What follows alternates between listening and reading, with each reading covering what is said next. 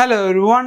അങ്ങനെ iOS 18.3 റിലീസായിട്ട് ഇന്നത്തേക്ക് ഒരാഴ്ചയായി. ഈ ഒരു അപ്ഡേഷനിൽ കുറേയധികം പുതിയ മാറ്റങ്ങളും അതേപോലെ ബഗ്ഗുകളും എനിക്ക് ഫീൽ ചെയ്യുന്നുണ്ട്. സോ ഇന്നത്തെ വീഡിയോയിൽ ഞാൻ ഈ പറഞ്ഞ എല്ലാ ബഗ്ഗുകളും അതേപോലെ എനിക്ക് കിട്ടിയ കുറച്ചധികം ഫീച്ചേഴ്സും ഞാൻ പറയുന്നുണ്ട്. ഈ ഒരു വീഡിയോ നിങ്ങൾ എന്തായാലും ഫുൾ കാണുക. ഇതേപോലുള്ള പുതിയ വീഡിയോസ് നിങ്ങൾക്ക് അറിയണമെങ്കിൽ എന്തായാലും നമ്മുടെ ചാനൽ സബ്സ്ക്രൈബ് ചെയ്യുക. ദിസ് ഇസ് ജെബിൻ സേവിയ ഫ്രം എവിക്ക. തുടക്കം തന്നെ നിങ്ങൾ ഈ കാണുന്ന പോലെ ഒരു പുതിയ യൂണിറ്റി വാൾപേപ്പർ ആപ്പിൾ റിലീസ് ചെയ്യുന്നുണ്ട്. ഈ ഓരോ വാൾപേപ്പറും നിങ്ങൾക്ക് ഈ ഒരു അപ്ഡേഷൻ തന്നെ ലഭിക്കുന്നുണ്ട്. ജസ്റ്റ് നമ്മുടെ സെറ്റിങ്സിലേക്ക് പോവാം. ഇവിടെ ഈ പറഞ്ഞ വാൾപേപ്പർ സെക്ഷൻ പോയി കണ്ടിട്ട് ആഡ് ന്യൂ കൊടുക്കാം. ഇവിടെ വാൾപേപ്പറിൽ യൂണിറ്റി റിതം എന്ന് പറഞ്ഞ പുതിയ വാൾപേപ്പർ ആപ്പിൾ റിലീസ് ചെയ്യുന്നുണ്ട്. ഇതിൽ പുതിയ കുറച്ചധികം സ്റ്റൈൽസും നിങ്ങൾക്ക് അവൈലബിൾ ആണ്. ഏറ്റവും അടിപൊളിയായെന്ന് പറയുന്നത് ഈ പറഞ്ഞ യൂണിറ്റി ഫേസ് തന്നെയാണ്. അതിൻ്റെ കൂടെ തന്നെ നിങ്ങൾക്ക് പുതിയൊരു വാച്ച് ഫേസും അവൈലബിൾ ആയിട്ടുണ്ട്. ഈ ഒരു വാച്ച് ഫേസിലും ഒരു ബ്യൂട്ടിഫുൾ ആയ ആനിമേഷൻസ് നിങ്ങൾക്ക് ലഭിക്കുന്നുണ്ട്. ഈ ഒരു വാൾപേപ്പർ നിങ്ങൾക്ക് ലഭിക്കാനായിട്ട് നേരെ ഈ പറഞ്ഞ iOS 18.3 അപ്ഡേറ്റ് ചെയ്താൽ മാത്രം മതി. അടുത്ത വന്നൊരു മാറ്റമാണ് ആപ്പിൾ ഇൻ്റലിജൻസ്. നമ്മുടെ ഈ പറഞ്ഞ iPhone 15 Pro ഓർ ലേറ്ററിൽ നമുക്ക് ഓൾറെഡി ഡിഫോൾട്ടായിട്ട് ഓൺ ആവുന്നുണ്ടെന്ന് ഞാൻ പറഞ്ഞായിരുന്നു. ഈ ഒരു അപ്ഡേഷനിൽ അതിൻ്റെ കൂടെ തന്നെ ആപ്പിൾ ഇൻ്റലിജൻസ് യൂസ് ചെയ്യുന്ന ഓരോ നോട്ടിഫിക്കേഷൻസും ഡയറക്റ്റ് ആയിട്ട് നമുക്ക് ഇനി മുതൽ ഇവിടെ നിന്ന് ഓഫ് ചെയ്യാൻ പറ്റും. ജസ്റ്റ് ഞാൻ ഒന്ന് ക്ലിക്ക് ചെയ്തു, അതിനുശേഷം ജസ്റ്റ് സ്വൈപ്പ് ചെയ്ത് ഞാൻ ഇതേപോലൊരു ഓപ്ഷൻ ക്ലിയർ എന്ന് പറഞ്ഞ ഒരു ഫേസിലേക്ക് എത്തി. ഞാൻ ഈ ഒരു ഓപ്ഷൻ ക്ലിക്ക് ചെയ്യുമ്പോൾ ഡയറക്റ്റ് ആയിട്ട് ടേൺ ഓഫ് എന്ന് പറയുന്ന ഒരു ഓപ്ഷൻ ഇവിടെ വന്നിരിക്കുന്നത് നിങ്ങൾക്ക് കാണാൻ പറ്റും. ഇതേപോലെ ഡയറക്റ്റ് ആയിട്ട് നിങ്ങൾക്ക് ഈ ഒരു മീഷോ നോട്ടിഫിക്കേഷൻസ് ഓഫ് ചെയ്യാനും ഓൺ ചെയ്യാനും പറ്റുന്നതാണ്. ഇതേപോലെ നിങ്ങൾക്ക് വേണ്ടാത്ത എല്ലാ നോട്ടിഫിക്കേഷൻസും ക്ലിയർ ചെയ്യാൻ വേണ്ടി ഈ ഒരു നോട്ടിഫിക്കേഷൻ സെൻറ്റർ തന്നെ നിങ്ങൾക്ക് ഇനി മുതൽ സാധിക്കും. അടുത്ത വന്ന മാറ്റം നമ്മുടെ മെസ്സേജിങ് ആപ്പിലാണ്. മെസ്സേജിങ് ആപ്പിൽ ഇനി മുതൽ ഈ ഒരു പ്ലസ് ബട്ടൺ ടാപ്പ് ചെയ്യുമ്പോൾ ഡയറക്റ്റ് ആയിട്ട് ജെമോജി ക്രിയേറ്റ് ചെയ്യാനുള്ള ഓപ്ഷൻ നിങ്ങൾക്ക് ഇവിടെ വന്നിട്ടുണ്ട്. ഇത്രയും നാൾ നമുക്ക് ഈ ഒരു ഓപ്ഷൻ ഉണ്ടായിരുന്നില്ല. കീബോർഡിൽ ഈ പറഞ്ഞ ഇമോജി സെക്ഷനിലായിരുന്നു ഇമോജി ക്രിയേറ്റ് ചെയ്യാനുള്ള അല്ലെങ്കിൽ ജെമോജി ക്രിയേറ്റ് ചെയ്യാനുള്ള ഓപ്ഷൻ ഉണ്ടായത്. ഇനി മുതൽ നമുക്ക് ഈ ഒരു പ്ലസ് ബട്ടൺ ടാപ്പ് ചെയ്തും ജെമോജി കറക്റ്റായിട്ട് ഇവിടുന്ന് ആക്സസ് ചെയ്യാം. അതോടൊപ്പം തന്നെ നമ്മുടെ ഇനി മുതൽ ഈ ഒരു സഫാരിയിൽ സ്ക്രീൻഷോട്ട് എടുക്കുമ്പോൾ വെബ്സൈറ്റിൻ്റെ ഒക്കെ സ്ക്രീൻഷോട്ട് എടുക്കുമ്പോൾ ഫുൾ പേജിൽ ഒരു മാറ്റം വന്നിട്ടുണ്ട്. നേരെ നമ്മുടെ എവിക്കയുടെ വെബ്സൈറ്റിലേക്ക് പോവാം.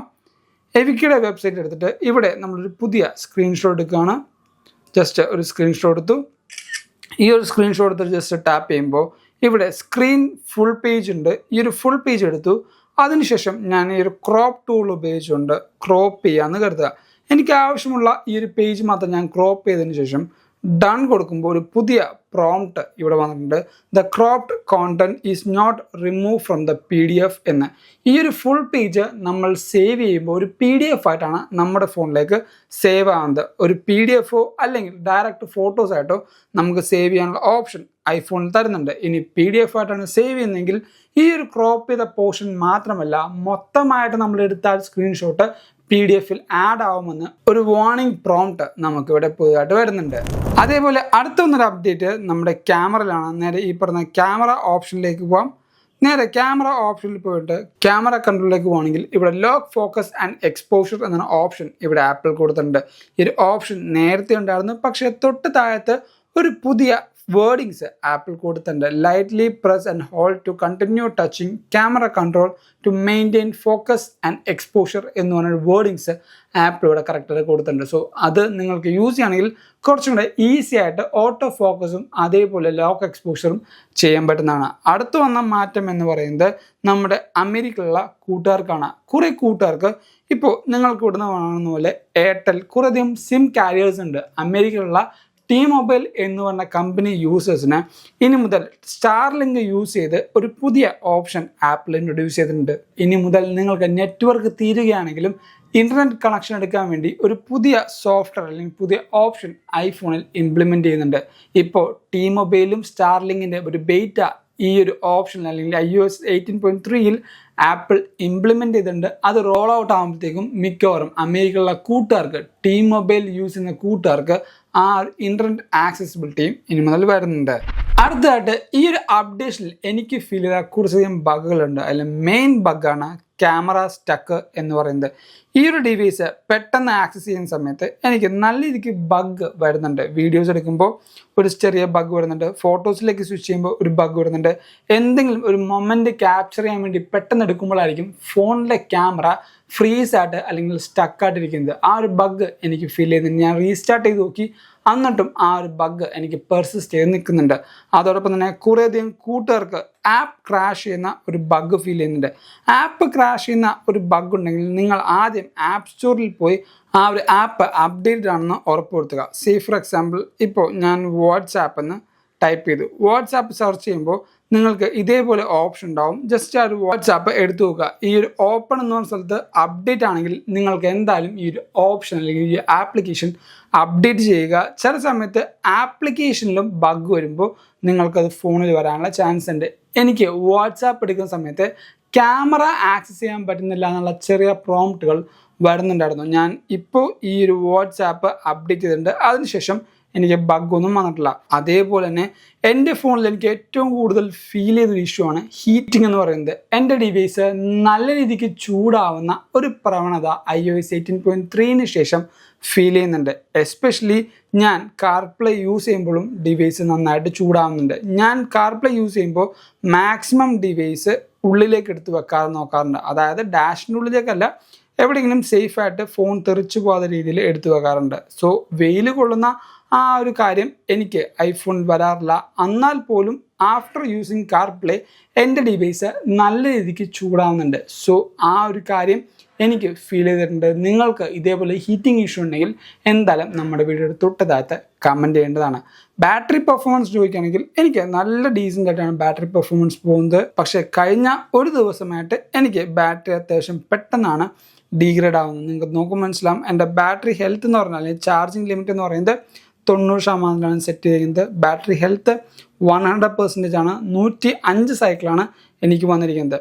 ലാസ്റ്റ് ഒരു ദിവസത്തെ ആ ഒരു ബാറ്ററി ഗ്രാഫ് നോക്കുമ്പോൾ മനസ്സിലാവും കുറച്ചധികം ഡീഗ്രേഡേഷൻ പെട്ടെന്ന് എൻ്റെ ഈ ഒരു ബാറ്ററിക്ക് മാറുന്നു, അല്ലെങ്കിൽ ആ ഒരു ബാറ്ററി ഗ്രാഫ് പെട്ടെന്ന് കുറഞ്ഞ പോലെ ഫീൽ ചെയ്യുന്നുണ്ട്. സ്ക്രീൻ ഓൺ ടൈം എന്ന് പറയുന്നത് 5 മണിക്കൂറും 53 മിനിറ്റുമാണ്.